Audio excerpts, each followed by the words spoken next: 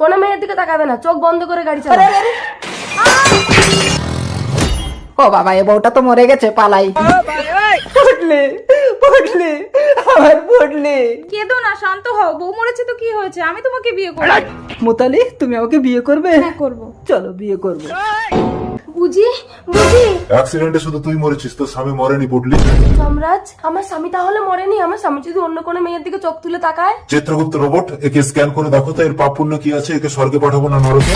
Scan scan scan completed. এর কোনো পুণ্য নেই, স্বামীকে সন্দেহ করে এ নরকে যাবে যাবে।